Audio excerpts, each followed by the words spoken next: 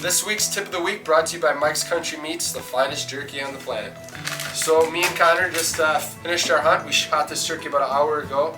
So what you need is borax or salt, a sharp knife, a piece of cardboard, and tacks or pins. Alright, step one is you first have to determine where to make your cut. If you feel a fan, you can kind of feel there's a knob at the base of it, and right there is where you want to start your cut. So what you do is right at the base is start to make your cut. So grab your turkey by the knob, or the fan by the knob, and kind of cut right down there. You also want to make sure to kind of include as many as these feathers as well, depending how big the plaque is going to be.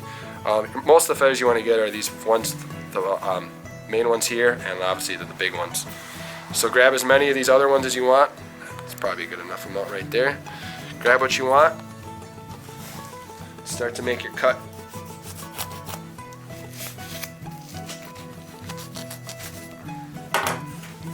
And it's that simple. There's the fan. As you can see at the base, they have some fat and oil glands as well. You want to get rid of those and cut away all this meat so that the whole process goes a lot faster as well. So I have a piece of cardboard here. It's probably 16 inches by 12 inches wide. Basically, you want to lay your fan down exactly how you want it. You want to spread it out as far as you can. That looks natural. So right about there looks good to me. What I like to do is take your borax or salt, either works. Make a little pile right there. That's where you're going to lay the base of the fan.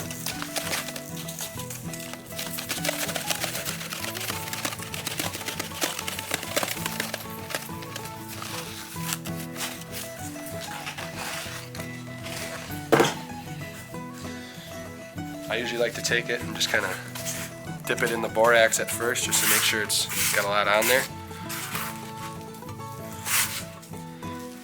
Just putting salt or borax on it makes sure that the flies don't lay eggs in it, it doesn't rot. So that's probably the most important step, is to make sure that this gets all cured correctly.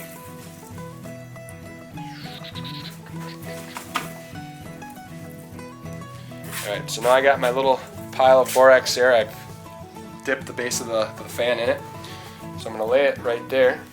So I'll start with one side, make sure it's in the borax. Start this tack right there. Stick it through the cardboard. There, it's tacked. Then I go to the last feather, or the last feather on the other side. Spread it out exactly how I want it. Looks about right there is pretty good. Stick it through the feather right there, and there.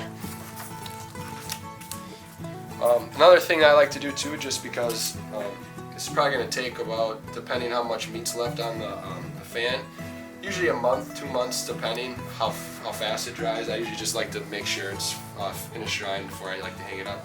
I like to go through and straighten the feathers out. So you can see there's a couple that are kind of sticking out. That happens when you shoot the bird or throw it in the back of the truck, because it's going to stay like this once it dries. So like example, feathers like that, not naturally laying like that. Just kind of naturally lay it back in the right spot, kind of straighten her out like that. Make sure they're all straight. And there's another one here. Make sure they're all laying correctly. If you can kind of lay them out, they kind of go back where they were. There's another one up here. Straighten that out.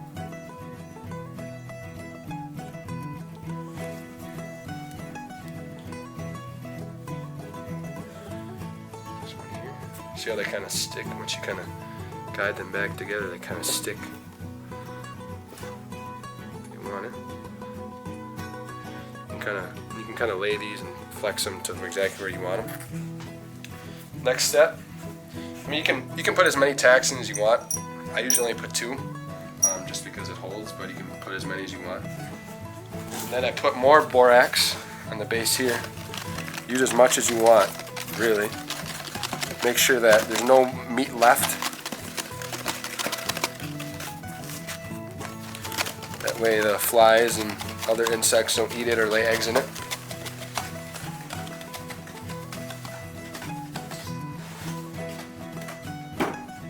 And then, as you can see, it's kind of laying flat. You kind of want your fan to be laying as flat as possible.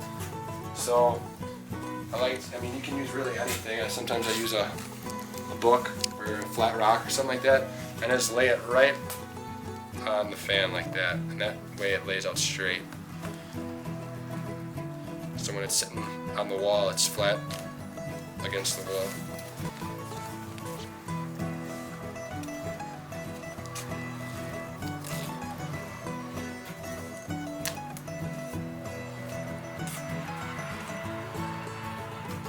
That's it. So you let it dry in a nice dry spot, preferably where the cats or the kids aren't going to mess it up. Like I said, sometimes it takes 2-3 weeks, a month. You just have to monitor it. Once you do, all the meat will be dried up, and then you can go out and make yourself a plaque or buy one at Midwest Shooter Supply and hang it up. I'm going to do that again too because I fucked up.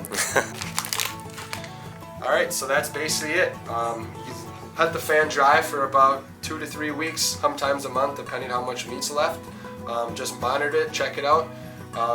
When it is finished drying, the meat will be all dried up, and then it'll be ready to hang up on the wall. So this week's tip of the week was brought to you by Mike's Country Meats, the finest jerky on the planet. Alright, so that's basically it. Now you just kind of watch the fan. Usually it takes about 2 to 3 weeks, sometimes a month for it to dry. After that, just monitor it. Once the meat's all dried up, it's ready to hang up on the wall. So this week's tip of the week was brought to you by Mike's Country Meats, the finest jerky on the planet.